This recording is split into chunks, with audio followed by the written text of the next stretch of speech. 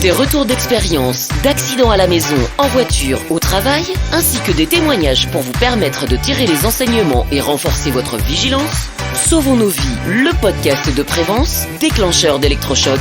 Bonjour à toutes et à tous, j'espère que vous allez bien. On se retrouve pour notre 31e épisode aujourd'hui et notre 9e interview aujourd'hui. Vous le savez maintenant, chaque mois je reçois une ou un invité pour parler de santé et de sécurité. Dans tous les cas, chaque lundi, vous découvrez un nouvel épisode de Sauvons nos vies. Faites-nous part également de vos commentaires, de vos remarques, vos suggestions sur notre page LinkedIn, bien sûr, Sauvons nos vies. Nous allons aujourd'hui parler de QVT. Oui, la qualité de vie au travail. Quels sont les risques si justement cette QVT n'est pas au rendez-vous ? Avez-vous, des sujets de QVT au sein de votre organisation ? Eh bien, restez bien à l'écoute de ce podcast, car je reçois aujourd'hui Laurie Vaudoiset pour nous en parler.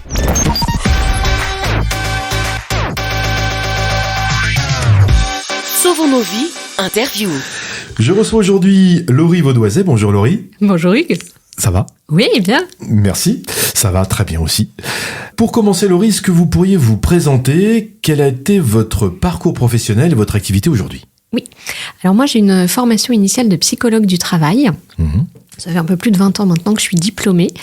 Et avec ce titre-là, j'ai longtemps travaillé dans le domaine de l'orientation professionnelle et du reclassement. Autrement dit, j'ai accompagné des personnes en recherche d'emploi, notamment suite à des licenciements économiques ou des personnes en bilan de compétences. Donc j'ai fait ça pendant de nombreuses années. J'ai accompagné des dizaines. Ça s'est transformé en centaines de personnes.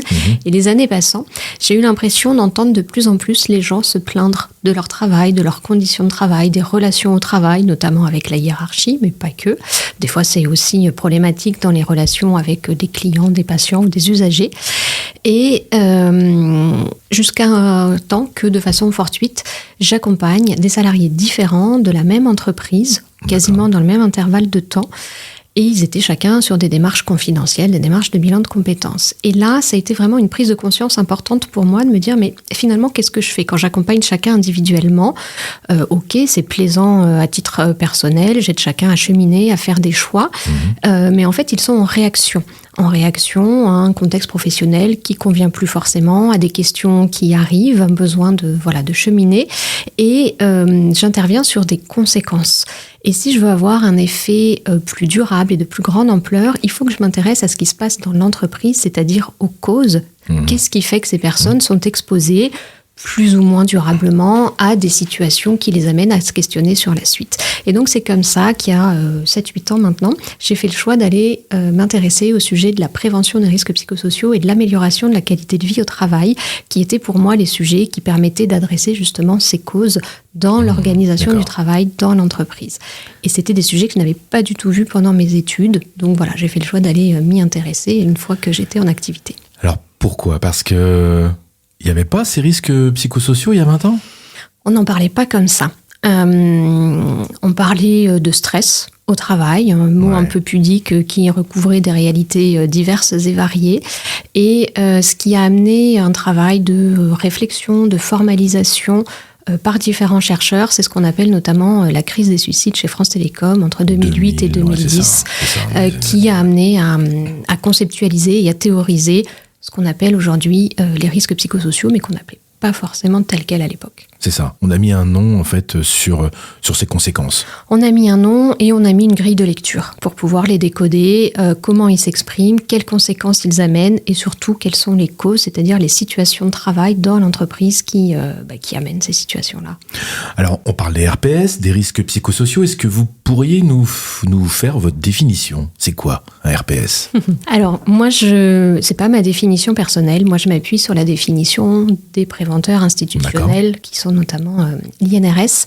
On considère que les risques psychosociaux sont des situations où sont présentes de façon combinée ou non du stress, des violences internes et des violences externes. Violences internes, c'est des situations, alors avec une graduation différente, telles que tensions, conflits, altercations, etc., entre des personnes de la même entreprise, que ce soit au niveau vertical ou horizontal, c'est-à-dire avec la hiérarchie ou avec des collègues. C'est ça. Ouais. Et les violences externes, ça signifie extérieur à l'entreprise. Donc, c'est des comportements agressifs, que ce soit verbalement, voire physiquement, qui sont exprimés par des personnes extérieures à l'entreprise vis-à-vis des salariés. Ça peut être des patients, clients, usagers, etc. Oui, on parle beaucoup de stress, effectivement, de charge de travail aussi. Et on parle quelquefois aussi d'un manque de reconnaissance. Oui, tout à fait. Alors ça, c'est plus par rapport à sa hiérarchie ? Alors, la reconnaissance en général, oui, elle vient en interne, de la part de l'entreprise avec un E majuscule. Ça s'exprime souvent de la part de la hiérarchie. Mais il peut y avoir des fois une reconnaissance manifestée par l'externe. Une reconnaissance de la part des clients ou des patients qui félicitent le travailleur sur son travail, la qualité de son travail, l'implication qu'il met dans son travail. Et ça, c'est une reconnaissance extérieure. Il ne faut pas compter forcément que sur cette reconnaissance-là pour qu'on continue à être engagé durablement dans son travail. Et qu'est-ce qui fait que vous êtes allé là-dessus, sur ces RPS-là, parce que vous avez vu l'impact que ça pouvait avoir? Qu'est-ce qui a fait qu'à un moment vous vous êtes dit, accompagner des gens dans leur vie professionnelle, c'est une chose, mais ça c'est quelque chose qui me touche et sur lequel j'ai envie d'aller. Qu'est-ce qui a fait que vous avez pris cette décision-là à un moment? Il y a ce que je vous ai expliqué précédemment, à force d'accompagner des personnes qui se posaient ces questions et qui étaient, en tout cas, exposées à ce type de situation, et puis à me rendre compte que ça revenait de façon plus ou moins régulière, quel que soit le type d'entreprise, quel que soit le secteur d'activité. Et en parallèle de ça, j'ai vécu moi-même aussi une situation compliquée à un moment donné, et pour l'avoir vécu, ça m'a aidé à mettre en perspective en disant c'est pas moi qui ai un problème. Et donc les personnes que j'accompagne, on pourrait se dire, chacune a des raisons d'être mal dans son travail, parce que elle est fragilisée, parce que ça va pas bien dans sa vie personnelle, qu'elle soit, j'en sais rien, médicale, familiale, relationnelle ou autre. Mais moi, dans mon cas de figure, c'était pas ça. C'était vraiment lié à l'entreprise. Donc c'est vraiment ça qui m'a fait dire, j'ai vécu quelque chose que d'autres peuvent vivre. D'ailleurs, j'étais pas la seule dans cette situation. J'avais des collègues. On n'a pas tous réagi forcément avec la même intensité de réaction. Mais en tous les cas, le point commun, c'est qu'on était tous mal dans notre situation de travail parce qu'on était tous exposés à la même situation. Est-ce qu'il y a des types d'entreprises plus concernées par les RPS que d'autres ou pas ? Non, ça concerne toutes les entreprises, quelle que soit leur taille, quel que soit leur secteur d'activité. Dès lors qu'il y a une personne, un salarié au travail, potentiellement, il y a des risques psychosociaux, puisque les risques psychosociaux, c'est la relation entre la personne et son travail, notamment les situations de travail. D'accord. Et ça peut être quoi les différentes conséquences de ces RPS ? Alors les conséquences les plus visibles, spontanément, elles vont être sur la santé des travailleurs. Ça peut être des personnes qui vont avoir des troubles du sommeil, des troubles de l'alimentation, de l'irritabilité, etc. Tout ça peut amener un absentéisme. Il peut y avoir le burn-out, qui va être aussi une conséquence. Donc le burn-out ou épuisement professionnel, des personnes qui s'arrêtent à un moment donné parce qu'elles peuvent plus continuer dans ces conditions. Mais là, c'est déjà plus visible. C'est vrai. Là, quand quelqu'un se met en arrêt parce qu'il a fait un burn-out, là, il n'est pas arrêté une semaine, il est arrêté plusieurs semaines, voire quelquefois plusieurs mois. Par contre, effectivement, quelquefois les signaux faibles dont vous parliez, c'est un sommeil difficile, c'est de l'alimentation variable ou difficile à cerner. Parce que des fois, on est très pris par son activité professionnelle, donc les repas peuvent passer à la trappe, on va manger un sandwich devant son PC, on va pas prendre le temps de faire une pause. L'irritabilité, effectivement, l'instabilité de l'humeur, ça peut être aussi une addiction. Alors addiction, c'est un terme qui est un peu fort, mais on va chercher un refuge alors ça peut être la consommation de café, de cigarettes, d'alcool, tout ça qui augmente, éventuellement des médicaments, parce que c'est ce qui peut aider à tenir. Ouais. Alors, je suis pas du tout professionnel dans les RPS, mais on a parlé de burn-out et d'épuisement professionnel. Pour moi, c'est pas la même chose. Le burn-out est quand même beaucoup plus fort, non ? Alors, il y a deux écoles. Il y a une école qui dit que l'épuisement professionnel, c'est la traduction française du burn-out. et que finalement c'est strictement la même chose. Il y a une école qui dit que il y a une différence subtile entre les deux, que le burn-out est bien plus complexe et global que de l'épuisement, que ça n'est pas juste de l'épuisement physique ou mental, qu'il y a la prise en compte de quelque chose qui est plus global. Je peux pas vous développer beaucoup plus parce que c'est pas mon rayon de spécialité, mais j'ai lu récemment que oui, il y avait une différence entre l'épuisement et le burn-out. Parce que l'épuisement, alors je vais pas jusqu'au bout du bout, mais pour moi l'épuisement professionnel, c'est quelqu'un qui est fatigué, il arrive encore à se lever. Et le burn-out, j'ai vu des personnes qui ne pouvaient plus se lever le matin de leur lit parce que elles étaient à un épuisement tel que vraiment ils étaient au bout du bout, quoi. Et souvent le burn-out était lié à... Parce que c'est un échange que j'ai eu l'occasion d'avoir avec un médecin du travail qui m'a expliqué un peu le processus du burn-out et qui dit que l'épuisement professionnel, il est là, mais on peut être épuisé professionnellement si on a une hiérarchie qui est quand même là, présente, et qui nous soutient. Et la grosse différence que ce médecin-là m'expliquait, c'est le burn-out, c'est justement toujours une personne très impliquée, qui ne compte pas ses heures, qui bosse sans compter, voilà, et qui, à un moment, sa hiérarchie ne ressent pas le travail fourni. Et quelquefois, c'est ton dossier, c'est n'importe quoi. Et là, bam, tout s'écroule. Là, il y a une perte totale d'énergie, et la personne, à ce moment-là, ne peut plus sortir de sa voiture sur le parking, ne peut plus se lever le matin de son lit, et là, parce qu'elle est vraiment au bout du bout et épuisée complètement, quoi. Oui, vous avez raison. On retrouve tout ça dans le burn-out. Le burn-out, c'est pas juste une surcharge de travail qui amène à travailler des heures et des heures et des heures jusqu'à temps qu'on se crame, entre guillemets, physiquement et mentalement. C'est pas que ça. C'est aussi une notion, à un moment donné, de non-reconnaissance, potentiellement, de manque de soutien, manque de mise à disposition de moyens, etc., etc. Alors, vous réalisez des diagnostics en entreprise, c'est ça ? Oui. Laurie, pour déceler justement la sensibilité au RPS de l'organisation en question. Quels sont les points que vous regardez avec attention justement pour arriver à positionner les différents curseurs ? Je vais regarder quels sont les différents facteurs de risque psychosociaux qui sont présents en fonction des différentes situations de travail et dans quelle fréquence et dans quelle intensité, et qui est exposé à ces risques-là. Voilà. En détail ? En détail. Un exemple, un ou deux exemples ? Et j'ai oublié de préciser, pardon. Je vais regarder dans l'organisation du travail, c'est-à-dire que je vais pas regarder juste les conséquences, mais bien regarder la face immergée de l'iceberg, ce qu'on ne voit pas a priori de prime abord, c'est-à-dire dans l'organisation du travail. Donc pour donner un exemple, en facteur de risques psychosociaux, il y a l'intensité du temps de travail. C'est là où on va retrouver les questions autour de la charge de travail, et notamment la notion de surcharge, même si la sous-charge peut également être problématique. Je referme la parenthèse. On en reparlera peut-être un peu tout à l'heure, effectivement, autres appellations que le burn-out. Ouais. Et donc la surcharge de travail, quand je fais un diagnostic, la question c'est d'aller voir, est-ce qu'il y a des endroits dans l'entreprise, des équipes, des services, des unités de travail qui sont plus spécifiquement exposés, ou alors des fois c'est des métiers ou des types de populations qui sont plus particulièrement exposés à cette surcharge de travail. Est-ce qu'il y a des moments, et finalement quelles sont les raisons ? Les raisons, ça peut être dans l'organisation du travail.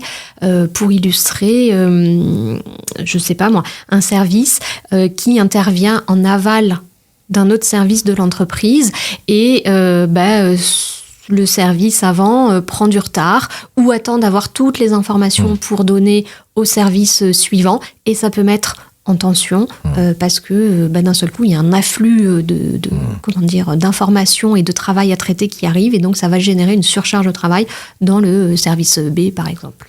C'est plutôt la partie psychique que physique ou pas, les RPS ? Alors les RPS, charge de travail. Ça porte très très mal son nom, parce que c'est les risques psychosociaux. Il y a la notion de psycho qui renvoie au psychisme, et à l'individu. Il faut pas oublier, dans RPS, il y a la notion de risque. Et risque, ça veut dire que c'est un risque professionnel comme les autres, au même titre qu'un risque électrique, qu'un risque un risque routier, un risque de chute de hauteur, et que ça risque incendie, etc., etc. Et donc, ils sont pas visibles, ces risques psychosociaux. Pour autant, ils existent. Ils ne sont pas uniquement dans la tête ou dans l'esprit des personnes. C'est-à-dire que c'est bien parce qu'on va regarder l'organisation du travail et ce qui se joue au niveau collectif qu'on va pouvoir identifier est-ce qu'il y a des risques psychosociaux présents et lesquels. D'accord. Et est-ce qu'il y a des services plus concernés que d'autres dans les entreprises ou les organisations que vous faites ? Non ? Non, je dirais pas qu'il y a des services qui sont plus en difficulté que d'autres a priori. Ça va dépendre de l'entreprise et de l'organisation de chaque entreprise. D'accord. Y a-t-il aussi des typologies de personnes davantage concernées, hommes, femmes, âge, catégorie sociale ou pas ? Non, pareil. Non plus ? Il n'y a pas d'a priori particulier, puisque les risques psychosociaux sont potentiellement présents partout dans l'entreprise et pour tout le monde, dès lors qu'il y a un lien entre un individu et son travail. Maintenant, il peut y avoir des points de vigilance, notamment sur les nouveaux embauchés, les nouveaux arrivés, parce qu'ils connaissent moins l'entreprise, ils sont peut-être moins, acclimatés à l'organisation, aux différentes personnes vers lesquelles se tourner. C'est des personnes qui peuvent être plus exposées, potentiellement plus exposées aux risques psychosociaux. Est-ce que c'est parce qu'au départ, ils ont une charge mentale supérieure aux autres ? Le fait d'apprendre tout ce qu'ils ont à apprendre, non ? Oui, ça peut être lié. Ça peut être lié. Ça peut être ça. Ça peut être lié. Est-ce que c'est une maladie professionnelle ? Non, ça n'est pas une maladie professionnelle. Ce n'est pas reconnu comme une maladie professionnelle. Quelqu'un qui fait un burn-out aujourd'hui en France, en 2024, c'est pas considéré comme une maladie professionnelle. À ma connaissance, non. Les maladies professionnelles sont réglementées par un tableau des maladies, etc., etc. Et non. Alors, on voit les problèmes, on voit les types de risques. Si on veut corriger le sujet ou essayer de l'éviter, quels sont les meilleurs amis des RPS pour éviter les RPS ? Pour éviter les RPS, ce qui va être important, c'est de favoriser l'expression des salariés sur leur travail, de façon à pouvoir partager l'information dans tous les sens, c'est-à-dire à la fois l'information descendante de la hiérarchie vers les travailleurs, mais ça en général c'est un circuit d'information qui fonctionne plutôt bien, mais le pendant peut avoir du mal à fonctionner, donc remonter de l'information du terrain, quelles sont les problématiques auxquelles sont exposés les travailleurs, et faire remonter ça dans la ligne hiérarchique de façon à ce que les personnes, que ce soit des managers, que ce soit des dirigeants, qui sont en position de devoir organiser le travail, allouer les moyens, aient toutes les informations pour prendre les meilleures décisions possibles. Donc un facteur de protection, c'est vraiment favoriser l'expression des personnes sur leur travail, des personnes directement concernées par les différentes situations de travail, et c'est chercher également à agir sur l'organisation du travail, ce qu'on appelle en prévention, c'est-à-dire le plus en amont possible, dès lors qu'on imagine ou qu'on conçoit une nouvelle situation de travail ou qu'on met en place des changements qui vont avoir un effet sur l'organisation en place. On a intérêt à prendre en compte ces risques-là le plus tôt possible pour pouvoir mieux les anticiper, les supprimer et, si on n'arrive pas à tous les supprimer, les gérer. Favoriser la communication, c'est ça. Une bonne clé pour éviter les RPS, c'est ça, c'est d'avoir une communication qui soit montante et descendante. Exactement, oui. D'accord. Avec des gens qui sont écoutés. Bien sûr.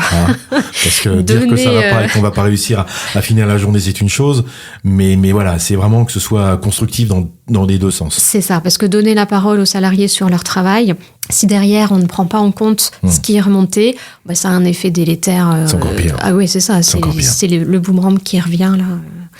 Est-ce que la notion de temps est aussi un ennemi, effectivement, de la santé des gens et favorise les RPS ?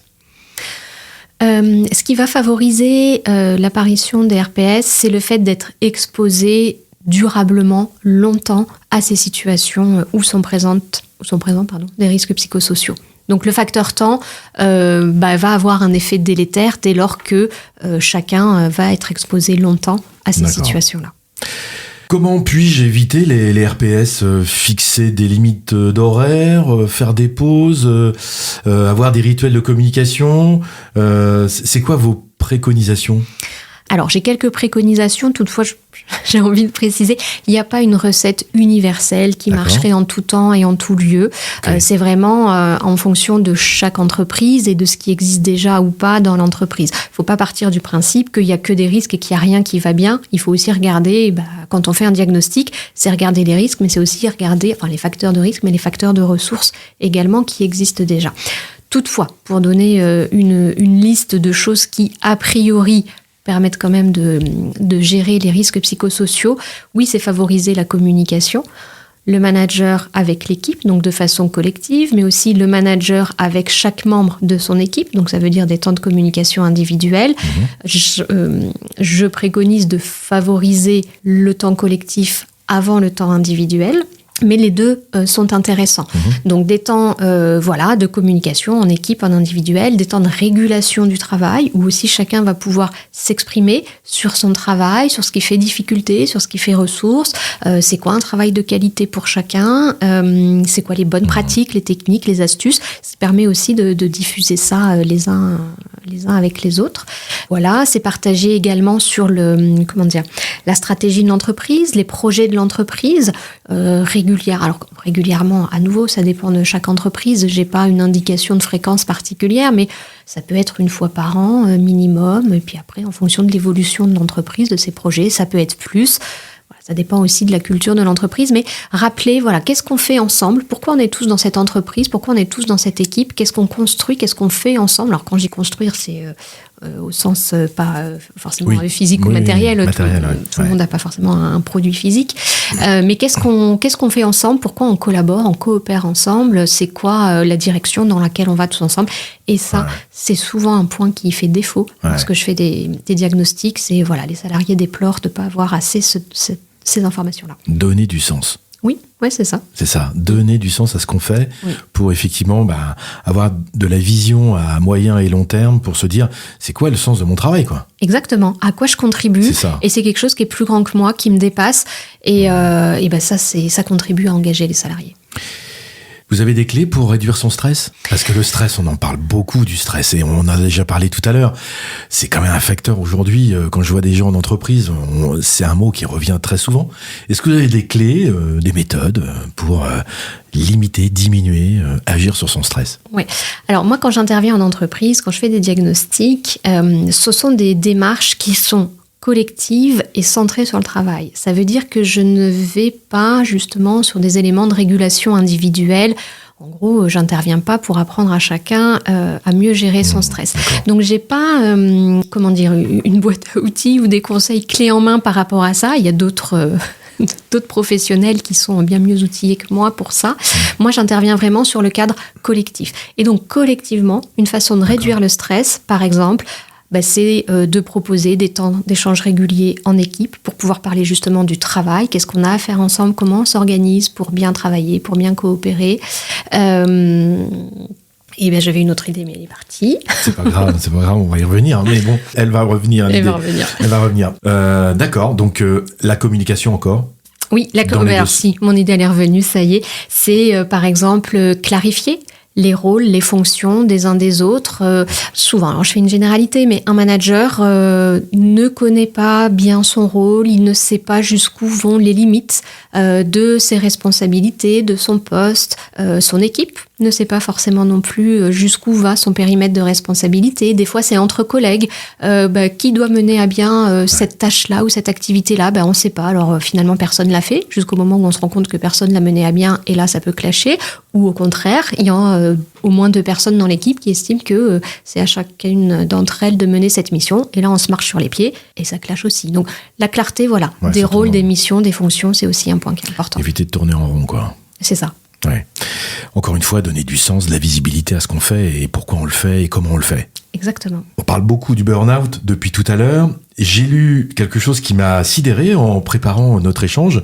L'OMS indique que en 2020, un adulte sur 4 ferait un burn-out dans sa vie professionnelle. 2020, c'est avant-hier, on va dire. Soit 25% des collaborateurs dans des équipes dans les années futures. Vous rejoignez ce chiffre ? Oui, je l'ai lu aussi. C'est énorme. C'est énorme. On peut dire, ou on entend dire que c'est un peu le mal du siècle, mal professionnel du siècle. Ouais, c'est ça. Ah ouais. Ça fait froid dans l'eau quand j'ai vu ce chiffre. Je me suis dit, c'est pas possible, pas 1 sur 4. Alors, moi, ce qui m'intéresse dans ce chiffre-là, c'est de se dire, essayons de contrer cette fatalité. Alors, collectivement, tous ensemble, et à minima dans chaque entreprise, qu'est-ce qu'on peut mettre en place pour minimiser cette exposition à la possibilité d'engendrer des burn-out dans nos équipes. Je reste toujours sur le burn-out et du médecin que j'avais eu l'occasion de rencontrer, qui m'avait expliqué que une personne ayant vécu un burn-out ne récupère jamais 100%. Il comparait ça à quelqu'un qui fait un arrêt cardiaque. Et c'est vrai, ça ? De ses capacités initiales. Alors, je suis pas médecin, donc je vais pas m'appuyer sur des éléments médicaux pour étayer ou pas. En tous les cas, dans mon expérience, les personnes que moi j'ai pu croiser qui avaient vécu un burn-out, oui, j'aurais tendance à confirmer. J'ai vraiment vu des différences sur le comportement, des différences au niveau des capacités cognitives des personnes qui s'exprimaient beaucoup plus lentement, qui mettaient beaucoup plus de temps à réfléchir, à construire une phrase, des personnes vraiment affectées avec des séquelles, effectivement, à long terme, par le fait d'avoir vécu un burn-out. Donc, si je reviens à ce qu'on disait tout à l'heure, moi, je suis manager. Je ressens des tensions dans mon équipe, un peu d'épuisement. Qu'est-ce que je peux faire ? Alors surtout pas l'autruche. Surtout pas l'autruche, on met pas la tête dans le trou pour se dire ça ira mieux demain, j'attends les vacances, les miennes ou celles de mon équipe, et puis ça ira mieux à la rentrée, parce que ça c'est pas une stratégie qui fonctionne. Mais comme pour tout sujet finalement, comme tout grain de sable dans un engrenage, comme tout caillou dans une chaussure, dès lors qu'on constate que là il y a peut-être quelque chose qui se passe pas comme d'habitude, ou qui se passe pas comme on avait imaginé, et on s'arrête et on prend le temps de comprendre ce qui se passe. Alors comprendre ce qui se passe, ça peut vouloir dire plusieurs choses. C'est faire un point avec l'équipe, c'est faire un point avec chacun, c'est questionner pourquoi aujourd'hui on n'atteint plus les résultats qu'on atteignait avant en faisant pareil ou avec les mêmes moyens. C'est aller avoir le courage finalement de regarder ce qui se passe et d'essayer de comprendre. Et parfois, c'est difficile de le faire tout seul. Donc parfois, ça peut être intéressant de se faire accompagner par quelqu'un d'extérieur qui va pas être ni juge ni parti dans la situation, qui va être extérieur, neutre, avec un regard, avec une grille d'analyse particulière. Oui. Un regard impartial, que cette personne n'ait pas de responsabilité hiérarchique. Voilà, ça facilite aussi... on va dire l'échange et la construction de quelque chose pour améliorer, quoi. Oui, parce que quand on est manager et que c'est dans sa propre équipe où on se rend compte qu'il y a des problématiques, ça peut être compliqué d'aller chercher les vrais éléments de compréhension, parce qu'à un moment donné, on pourrait se sentir un peu mis en cause et que l'ego fait que c'est jamais très agréable, donc autant éviter les situations désagréables. Alors donc, on a parlé du burn-out, on entend aussi parler du bore-out, qui concerne ce qu'on disait un petit peu tout à l'heure, l'ennui. Oui. Quelqu'un qui s'ennuie au boulot, parce que soit il a rien à faire, soit c'est embêtant, c'est toujours pareil, il s'ennuie, effectivement. Et le brown-out, qui lui concerne plutôt la perte de sens. Oui. Vous confirmez aussi que ça existe, mais par contre, les outils sont pas les mêmes du tout. Alors, ça existe, effectivement, on lit ça dans la presse, dans les médias. Ouais. D'un point de vue des risques psychosociaux, ça adresse pas strictement les mêmes sujets. Enfin, la perte de sens, c'est un facteur de risque psychosocial en tant que tel. Ce qu'on appelle les conflits de valeurs. Dans les conflits de valeurs, on va retrouver l'utilité et le sens de son travail. Donc, on peut l'appeler burn-out, parce que des fois, ça fait mieux quand il y a des anglicismes. Peut-être. C'est un facteur de risque psychosocial, c'est les conflits de valeurs. Mais l'ennui, ou effectivement, quelqu'un qui s'ennuie dans son boulot, il va pas faire d'épuisement, mais par contre, psychologiquement, il va mal le vivre aussi. Oui, là, on va retrouver pareil dans les facteurs de risque psychosociaux, ça va être lié à l'intensité du travail. Donc, c'est ce que j'évoquais tout à l'heure, la surcharge, mais aussi la sous-charge. Le fait de ne pas avoir assez d'activité fait que la personne va se questionner, que du coup, elle va penser à tout un tas de choses. Et puis, des fois, ça arrive, j'en ai rencontré des personnes qui avaient tellement peu de choses à faire que le peu qu'elles avaient à faire dans le cadre de leur activité professionnelle, elles n'étaient pas capables de le faire, ou pas avec le niveau de qualité qu'on aurait pu attendre, puisque elles avaient plein de temps dédié pour mener ça à bien. Alors que peut-être, quelques années auparavant, elles auraient été capables de le faire, c'est ça ? Oui, Mais là, voilà, le cerveau passe à autre chose, il n'arrive plus à cogiter. Enfin, ça a aussi des effets sur la santé des individus, alors qui peuvent sembler plus anecdotiques parce que s'ennuyer au travail, quand même, il y a un certain nombre de personnes qui pourraient aspirer à ça, parce qu'on a tous des emplois du temps assez surchargés. Mais ça a aussi des effets sur la santé, sur l'identité de la personne. C'est tout le temps une question d'équilibre. C'est d'arriver à positionner le curseur pour avoir une activité qui soit intéressante, dans laquelle on soit impliqué. Alors, ça peut être ponctuel, avoir une charge de travail, une surcharge de travail pendant des moments de l'année où effectivement il y a plein de métiers qui ont des surcharges de travail, mais ça reste limité dans le temps, quoi. C'est pas, ça dure pas 12 mois dans l'année, quoi. C'est ça. Que ce soit la surcharge de travail, que ce soit le stress au travail dont on parlait tout à l'heure, dès lors que c'est ponctuel, l'être humain et l'organisation avec un O majuscule, l'entreprise, sont capables d'y faire face et de mettre en place une stratégie, une organisation adaptée. Mais dès lors que ça devient régulier, on parle de stress chronique ou de surcharge d'activité chronique, là, dans le temps, ça va avoir des effets délétères sur la santé. Et ça, c'est pas bon, ni pour les individus qui sont dans ces situations, mais in fine, pas non plus pour les entreprises, parce que ça va produire à un moment donné de l'absentéisme, des maladies professionnelles éventuellement, une atteinte à l'image de l'entreprise, une dégradation de la qualité du travail fourni, etc., etc. Est-ce que ça génère des TMS ? Oui, ça peut. Il y a un lien. Il y a un certain nombre d'études qui ont montré le lien entre les TMS et les RPS. Donc, dès lors que j'ai déjà entendu parler dans des entreprises de dire là, dans tel service, on a une épidémie de TMS. C'est, en quelque sorte, on va dire, la manifestation physique de problématiques qui ne sont pas que physiques, mais qui peuvent aussi être dans l'organisation du travail. Et à ce moment-là, potentiellement, il y a des RPS. Alors qu'il y a encore quelques années, on pensait qu'une TMS, c'était musculaire, c'était lié à l'activité physique. Et non. C'est lié à l'activité physique, mais évidemment, mais pas que. Parce que derrière, ça peut être lié, j'en sais rien, à une cadence de production qui va solliciter des articulations plus que d'autres. Oui, mais la cadence, elle est liée à une forme d'organisation du travail. Alors, vous, dans vos actions dans les entreprises, quels sont les retours que vous avez aujourd'hui ? Quelles sont vos satisfactions ? Quelles sont peut-être les difficultés que vous rencontrez ? Mes retours, ou mes satisfactions, on va dire, c'est que pour moi, il n'y a jamais de fatalité. On peut toujours agir, quelle que soit la situation, que l'on soit le plus en amont ou déjà sur des situations assez dégradées. Moi, je constate que j'interviens beaucoup dans des situations qui sont déjà dégradées. Il y a déjà des tensions, des conflits, de l'absentéisme. Tout va pas bien, quoi. Non, en général, non. C'est rare. Je dis pas que ça arrive pas, mais c'est plus rare quand on m'appelle un peu plus en amont pour dire, là, il y a des choses qui vont changer dans l'organisation du travail, ou on voudrait faire une photo déjà de ce qui existe. Donc ça arrive, mais c'est pas la majorité. Donc ma satisfaction, c'est qu'il n'y a pas de fatalité, on peut toujours agir. Alors évidemment, quand on intervient sur une situation qui est déjà dégradée au départ, ça va nécessiter un peu plus de temps pour déjà assainir la situation et pouvoir remonter en prévention sur des actions qui vont vraiment concerner l'organisation du travail. Mais j'aime à faire passer ce message que on peut toujours agir et qu'il n'y a pas de fatalité, qu'à un moment donné, c'est trop tard, on baisse les bras. Non, il y a toujours des choses à faire. Les difficultés, c'est peut-être le revers de cette pièce-là, c'est d'attendre malgré tout des fois que les situations soient très dégradées et que c'est un petit peu dommage parce que il y avait déjà des indicateurs ou des éléments dans l'entreprise qui auraient pu faire dire à la direction ou au manager concerné que là, il y avait peut-être besoin d'agir et pas forcément attendre que ce soit très très dégradé pour le faire. Et puis après, quand on va trop loin, c'est beaucoup plus long à remettre.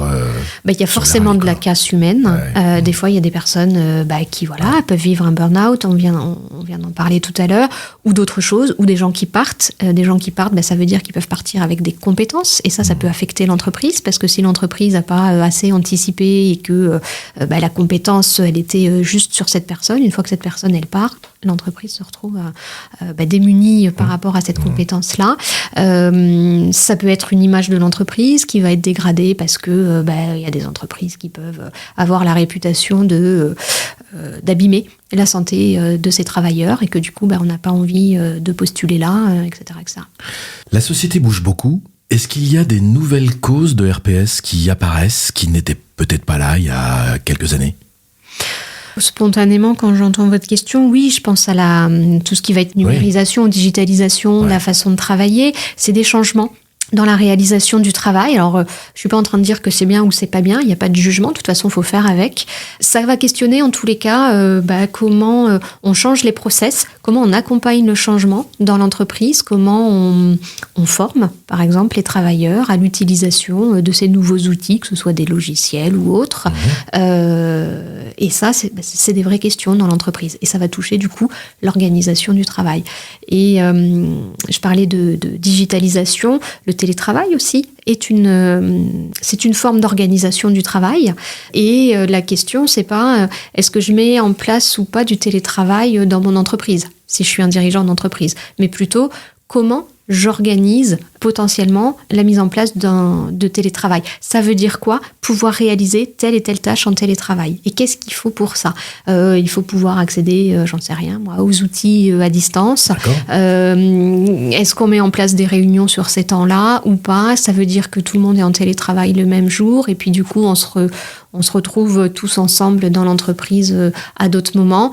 Il y a une vraie réflexion à avoir autour du télétravail. C'est pas juste, chacun télétravaille dans son coin ou la journée qu'il souhaite, parce que pour un manager, là, ça va devenir compliqué de gérer avec les souhaits des uns et des autres. La solitude au télétravail, c'est ce qu'il y a de pire, non ? Parce qu'en fait, on travaille, mais tout seul. Alors, on peut travailler effectivement tout seul dans le sens où physiquement on n'a pas de collègues autour de soi. Maintenant, avec les outils de communication, que ce soit de la messagerie instantanée, des visios, téléphone ou autre, on peut quand même être connecté aux autres. Maintenant, ça questionne effectivement la façon dont on va mobiliser ou pas ces outils en télétravail. Et qu'est-ce qu'on fait ? En fait, ça questionne, qu'est-ce qu'on fait en télétravail ? Quelles sont les tâches, les activités qui sont, on va dire, télétravaillable, entre guillemets, et qu'est-ce qui est nécessaire, judicieux de réaliser lorsqu'on est présent dans l'entreprise. Et moi, j'ai vu, par exemple, chez des clients dire, tel jour et tel jour, c'est télétravail. Par contre, quand on se retrouve dans l'entreprise, c'est là où on fait les réunions d'équipe, c'est là où on prend le temps d'échanger les uns avec les autres.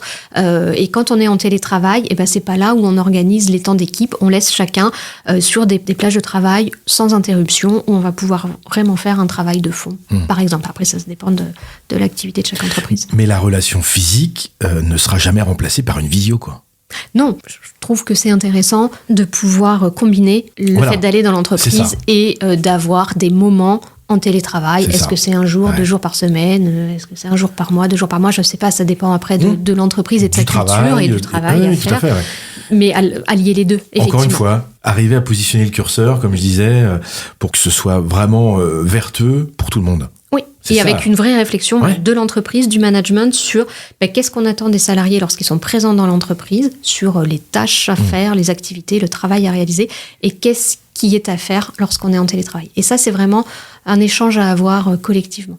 Parce que la pandémie qu'on a vécue en 2020 a vraiment fait exploser le télétravail.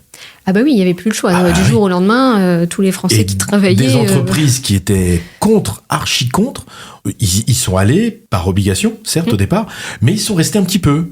Alors après, après c'était 100%, et puis après ça réduit, et quelquefois, effectivement, il y a des gens qui sont 2 jours par semaine en télétravail, ou 3 jours, et qui vont quand même sur le terrain avec leurs collègues pour avoir cette relation sociale qui est quand même cruciale.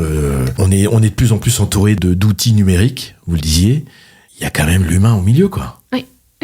Et c'est ça qui va aussi permettre de développer un sentiment d'appartenance à une équipe, à une entreprise. Sinon, on est chacun dans notre coin des êtres qui évoluons, à faire... C'est horrible. En théorie, c'est horrible. C'est vrai. Est-ce qu'il y a un objet pour vous le plus... Alors, c'est une question que je pose à tout le monde, à toutes les personnes que j'interviewe. Donc, ne vous inquiétez pas, je vous laisserai un peu de temps pour réfléchir. Est-ce qu'il y a un objet, si besoin, pour vous, le plus révélateur en santé et sécurité au travail ? J'avais dit que je vous laisserai un peu de temps. Mais est-ce qu'il y a un objet qui vous vient à l'esprit quand on vous parle de santé et de sécurité au travail ? Alors, ça va pas être un objet physique. En tout cas, je pense que l'outil qui va être le plus pertinent et qui fait souvent défaut dans les entreprises, ça va être les temps de discussion, les temps d'échange sur le travail. On peut avoir l'impression, en tant que manager ou en tant que dirigeant, à tort que les discussions autour d'un café ou d'une machine à café sont creuses et ne servent qu'à perdre du temps. C'est rarement le cas, parce que c'est souvent l'occasion d'échanger avec ses collègues. Soit on parle de sujets effectivement peut-être plus personnels, mais du coup on se connaît mieux les uns les autres. Et quand on se connaît mieux, on sait qui on peut aller solliciter, sur quel sujet c'est plus facile de le solliciter, ça va développer de l'entraide, du soutien, etc. Mais des fois, on ne parle pas que de sujets personnels, il y a des sujets professionnels qui sont évoqués. Ah ben tiens, j'ai eu telle discussion avec tel client, ou j'ai rencontré tel problème, toi tu ferais comment, ou t'en penses quoi? Et là, c'est vraiment pas du temps perdu. Quelle est votre satisfaction professionnelle la plus forte que vous ayez vécue? C'est de réussir à faire évoluer le climat social dans une équipe. Vraiment un climat social très délétère à mon arrivée, et par la mise en place du diagnostic, d'une certaine confiance, d'une écoute. La direction a su entendre les problématiques, les souhaits, et a mis en place derrière un groupe de travail pour vraiment faire évoluer la qualité des relations dans l'entreprise, développer des notions de respect, de civisme dans l'entreprise, de considération des uns des autres. Et ça a été ma plus belle satisfaction de se dire, 1, le sujet il a été entendu, et 2, il y a eu des choses mises en place qui ont produit les effets escomptés. Alors attention, on n'est pas tombé d'un seul coup, d'un extrême à un autre, du monde des bisounours où tout le monde s'entend bien, mais à minima, il y a du respect et on est capable de travailler les uns avec les autres. Et l'ambiance est meilleure. Ouais. Et puis ça se manifeste physiquement sur les personnes. Les personnes sourient, elles parlent. L'ambiance est plus glaciale quand on rentre dans l'entreprise. Quand vous mettez le pied dans une entreprise, vous croisez 2 ou 3 personnes, vous avez déjà un petit diagnostic, non? Je fais attention, mais ça fait partie des indicateurs. Il ne faut pas que le match soit plié avant qu'il ait lieu. Non, mais bien sûr, les temps d'attente, comment on m'accueille quand j'arrive, est-ce qu'on sait qui je suis ou pas, les gens qui passent dans le couloir, comment ils sont, comment ils discutent les uns avec les autres, comment ils me saluent ou pas. Tout ça, c'est terriblement révélateur. Oui, c'est tout vrai. à fait. Et votre plus grande frustration, regret? Il y en a un ou pas? Ma plus grande frustration, que j'ai rencontré quelques fois, c'est des directions qui ont du mal à s'emparer pleinement des préconisations. Donc ils entendent en partie les messages. Par contre, pour faire évoluer la situation, il faut parfois prendre des décisions importantes, des décisions drastiques. Et une fois un client qui m'avait dit il faut renverser la table alors. Et oui, parfois il faut renverser la table. Et c'est pas toujours évident pour une direction, je le conçois, surtout quelque part quand on a été acteur de la situation, et c'est dur d'être jugé parti. On le prend pour soi. Mais je trouve que ça fait encore plus de mal que de bien, parce que du coup, on a les constats, on sait ce qu'il faudrait faire pour faire évoluer, mais on le fait pas. Moi, je trouve ça très, très frustrant. Ça se sait, et ça génère en plus des frustrations. Oui, dans l'équipe. Donc c'est encore pire. Et même pour le manager ou pour la direction. Parce qu'au final, y a le constat que ça marche pas, qu'on sait ce qu'il faudrait faire et qu'on ne le fait pas. Je suis DRH, dirigeant, responsable santé-sécurité d'une entreprise. J'écoute ce podcast. Je me dis, j'ai peut-être quelque chose à faire chez moi. Comment je peux prendre contact avec vous? Via LinkedIn ou via mon site web. Mes coordonnées sont accessibles sur mon site web. D'accord. Et vos coordonnées, donc c'est Laurie Vaudoiset sur LinkedIn? Oui, c'est ça. C'est ça. Et votre site internet, c'est? Ma société, c'est EnvieRH. Donc mon site internet, c'est envierh.fr. D'accord. Est-ce qu'il y a quelque chose, un sujet ou une remarque que vous auriez voulu rajouter à cette interview? Je crois pas. Je crois que le message que j'ai envie de faire passer, mais je l'ai déjà relayé tout à l'heure, c'est qu'il n'y a pas de fatalité. On peut toujours agir et que la stratégie de l'autruche, elle n'est pas payante. Écoutez, je vous remercie pour l'échange que vous m'avez accordé sur ce sujet-là, qui est pour moi assez important, même très important, parce que on l'entend hélas de plus en plus. Donc merci pour cet échange. Merci pour cette occasion d'échanger sur ce sujet. Et je confirme, c'est un sujet important dans les entreprises. C'est vrai. Bonne journée. Merci, vous aussi. Nous arrivons au terme de cette interview, j'espère qu'elle vous aura intéressé. Si vous voulez bien sûr ne rien rater de ce podcast, n'oubliez pas de vous abonner en cliquant sur le bouton de vos applications et laissez-moi également un commentaire constructif et une note de 5 étoiles sur votre application de podcast, c'est toujours sympathique. Enfin, si vous avez des questions, une remarque, n'hésitez pas à nous écrire également sur notre page LinkedIn. Très belle semaine à vous, à très vite et en attendant, sauvons nos vies.